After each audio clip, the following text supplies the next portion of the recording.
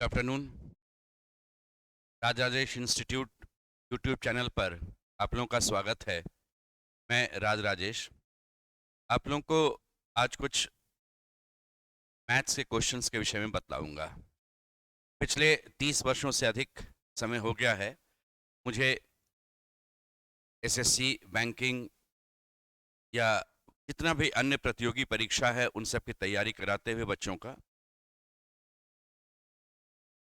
इधर कुछ दिनों से बच्चे डिमांड कर रहे थे कि मैथ्स फिर से आप शुरू कर दीजिए। इसको ध्यान में रखते हुए, बच्चों का डिमांड को ध्यान में रखते हुए, स्टूडेंट्स जितने हैं, मैथ्स का आपका फिर से बैच शुरू होगा नया। ऑनलाइन भी रहेगा, ऑफलाइन भी रहेगा, क्लासरूम में भी रहेगा, ऑनलाइन भी रहेगा। आप राजेश इंस्टीट्यूट ऐप डाउनलोड कर लेंगे गूगल प्ले स्टोर से और उस पर देख लेंगे अपना। जब से बैच का डेट आएगा उस पर नज़र आ जाएगा आपको। आज हम लोग कुछ क्वेश्चन सही बनाएंगे और ऐसे अभी कुछ दिनों तक हर एक चैप्टर से कुछ कुछ क्वेश्चंस आपको बतलाते चलेंगे। एक क्वेश्चन है आपका कि एक दुकानदार वस्तु के अंकित मूल्य पर 40% की छूट देने के बाद भी 20% का लाभ प्राप्त करता है। यदि वह छूट नहीं देता तो कितने प्रतिशत का लाभ प्राप्त करेगा, बतला दीजिए।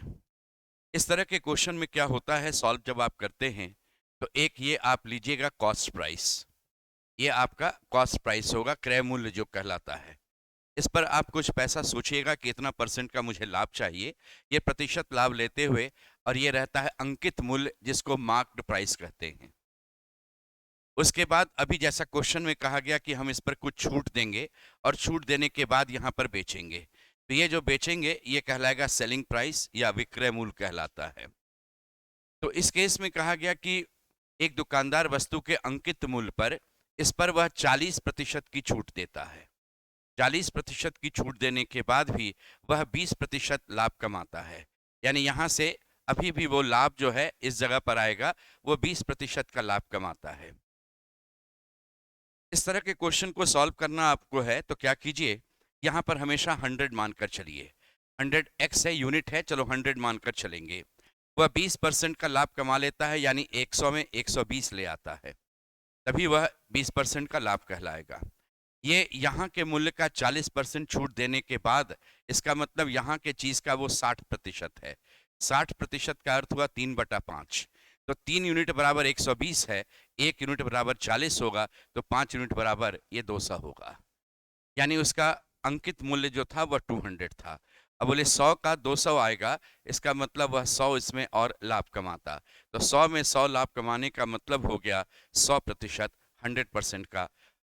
वह अगर डिस्काउंट नहीं देता तो 100% का वह लाभ कमा।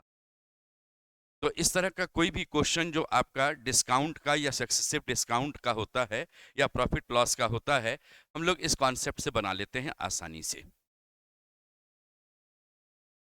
एक और वैरायटी हम लोग चलते हैं कि जो चेन रूल का वैरायटी है, आपका टाइम एंड वर्क से ही रिलेटेड क्वेश्चन है, लेकिन चेन रूल का क्वेश्चन आपका रहेगा कि 15 पुरुष प्रतिदिन 6 घंटा कार्य करते हुए किसी काम को 20 दिन में पूरा करते हैं।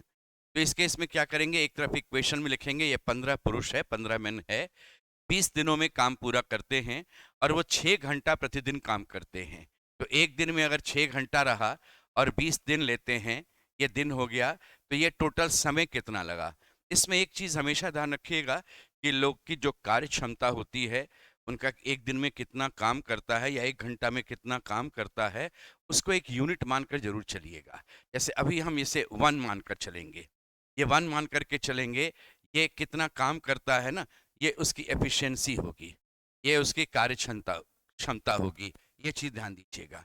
ये टोटल वर्क किया गया, इसी काम को 20, इसी काम को जितना काम है उसी काम को 20 महिलाएं हैं, 20 वुमेन हैं ये, और 8 घंटा में कितना दिन लगेगा ये मैंने पूछा है। अब रहा कि महिला की कार्य क्षमता की हम बात करेंगे, तो मेंशन किया हुआ है कि एक महिला की कार्य क्षमता एक पुरुष के कार्य क्षमता की आधी है। तो जब हम यहाँ 1 लेंगे तो उसका आधा कर देंगे, यानी 1/2 हो जाएगा। तो एक आपका इक्वेशन बन गया। इसी चीज को कहते हैं हम लोग कि चेन रूल वाला मेथड है, और उससे सॉल्व करेंगे तो ये हुआ 15 गुना 1 गुना 6 गुना 20, ये बराबर 20 गुना आधा गुना 8 गुना क्वेश्चन मार्क। यही छोटा सा आपका इक्वेशन बना। अब इस क्वेश्चन मार्क का वैल्यू क्या होगा ये आपको निकालना है। तो ये क्वेश्चन मार्क इस तरफ आपका आ गया, ये 10 है, 8 है, 80 हो गया। इस तरफ से आप हटा दीजिएगा, वो आपका आंसर आ जाएगा। ये 10 से जाएगा, 2 बार आएगा, ये 2 से ये रहा 4 बार। तो 15 गुना 6 90/4, क्वेश्चन मार्क बराबर हो गया 90/4 दिन, यानी 22.5 दिन। ये आपका 22.5 दिन रहेगा इसमें। तो ये आपका वैरायटी था। इस तरह का क्वेश्चन आपको रेगुलर अभी देते रहेंगे हर एक चैप्टर से, इसमें डिफरेंट चैप्टर्स का।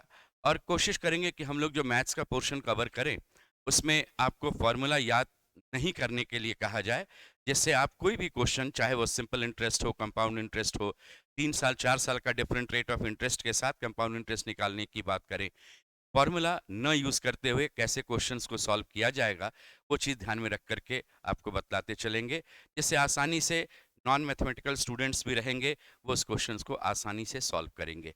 यानी केवल समझने का कोशिश करना है कि कॉन्सेप्ट क्या है, किस तरह से आपको काम करना है। आज यहीं तक रहेगा, आगे आप इस तरह से फिर देखते चलिएगा।